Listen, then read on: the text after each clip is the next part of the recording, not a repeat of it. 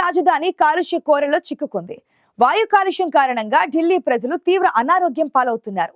కాలుష్యం కట్టడికి ప్రభుత్వం పలు ఆంక్షలు విధించినా కాలుష్యం మాత్రం తగ్గుముఖం పట్టకపోవడం ఆందోళనను పెంచుతోంది.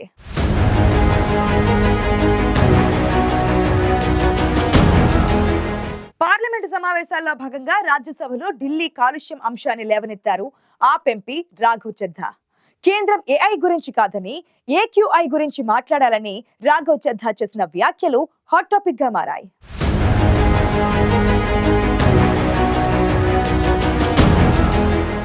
వాయు కాలుష్యంతో దేశ రాజధాని ఉక్కిరి బిక్కిరి అవుతోంది. గత కొన్ని నెలలుగా ఢిల్లీలో వాయు కాలుష్యం తీవ్రస్థాయిలో పెరుగుతుండటంతో అక్కడి ప్రజలు అనారోగ్యానికి గురవుతున్నారు.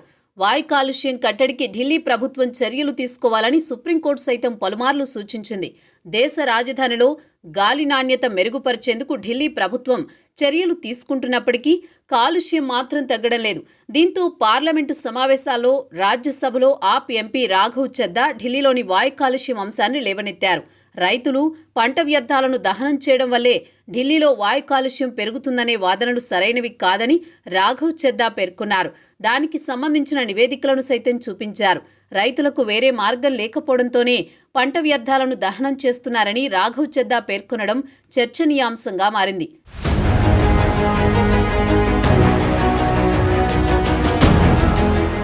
కేంద్ర ప్రభుత్వం ఏఐ గురించి చర్చిస్తూ డిజిటల్ మోసాల బారిన పడకుండా బెదిరింపులను ఎదుర్కోవడానికి తెలుసుకోవాల్సిన చర్యల గురించి మాట్లాడడంపై స్పందించిన రాఘవ్ చద్దా కేంద్రం చర్చించాల్సింది ఏఐ గురించి కాదని ఏక్యూఐ గురించి అని పేర్కొన్నారు.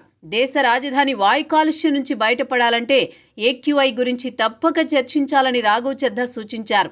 హర్యానా రైతులు పంట వ్యర్థాలు దహనం చేయకుండా ఉండేందుకు పాడీ చాపర్, హ్యాపీ సీడర్ వంటి పరికరాలు కొనుగోలు కోసం వారికి కేంద్ర రాష్ట్ర ప్రభుత్వాలు ఆర్థిక సహాయం చేయాలని సూచించారు. రైతులకు ఎకరాకు కేంద్రం నుంచి 2,000, రాష్ట్ర ప్రభుత్వం నుంచి 500 చెల్లించాలని రాఘవ్ చద్దా సూచించారు.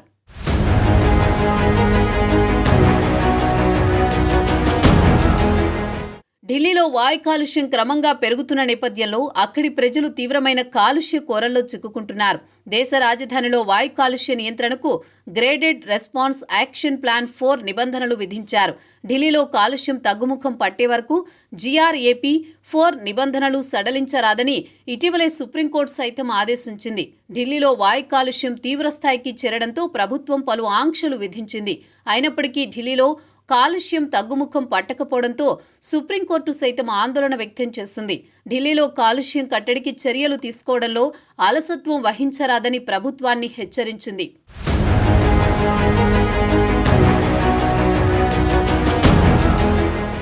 దేశ రాజధానికి వాయు కాలుష్యం పెద్ద సమస్యగా మారింది. రోజు రోజుకు వాయు కాలుష్యం తీవ్రస్థాయికి చేరడంతో దేశ రాజధాని ప్రజలు కాలుష్యం బారిన పడి అనారోగ్యం పాలవుతున్నారు. వాయు కాలుష్యం కారణంగా అనేక మంది తీవ్రంగా సతమతమవుతున్నారు. వాయు కాలుష్యం కారణంగా ఊపిరితిత్తులకు ఇన్ఫెక్షన్లు సోకుతుండటంతో తనకు హస్తినకు రావాలనిపించడం లేదని కేంద్ర మంత్రి నితిన్ గడ్కరీ అన్నారు. ఢిల్లీలో వాయు కాలుష్యం ఎక్కువగా ఉండడం కారణంగా తనకు అక్కడ నివసించడం ఇష్టం ఉండదని కేంద్ర మంత్రి నితిన్ గడ్కరీ అన్నారు.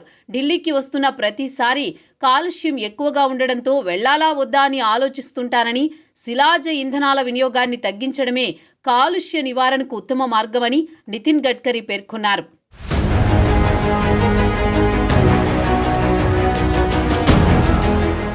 భారత్ ప్రస్తుతం 22 లక్షల కోట్ల విలువైన శిలాజ ఇంధనాలను దిగుమతి చేసుకుంటోందని నితిన్ గడ్కరీ పేర్కొన్నారు.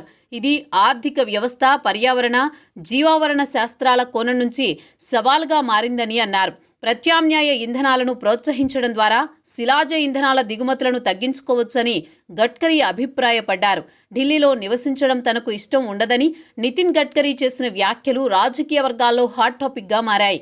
కేంద్ర మంత్రి అయిన నితిన్ గడ్కరీ దేశ రాజధానిలో ఉండేందుకు విముఖత వ్యక్తం చేస్తుండటంతో ఢిల్లీలో ఏ స్థాయిలో కాలుష్యం ఉందో అర్థం చేసుకోవచ్చు.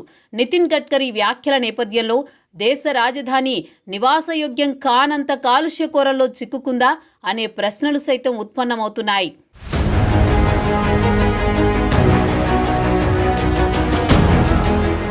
అత్యాధునిక టెక్నాలజీ ఏఐ గురించి మాట్లాడుకోవడం కాదని ఏక్యూఐ గురించి మాట్లాడాల్సిన అవసరం ఉందని ఆప్ ఎంపీ రాఘవ్ చద్దా రాజ్యసభలో కేంద్రానికి చేసిన సూచనలను ఎన్డీఏ ప్రభుత్వం సీరియస్ గా తీసుకుంటుందో లేదో చూడాలి మరి.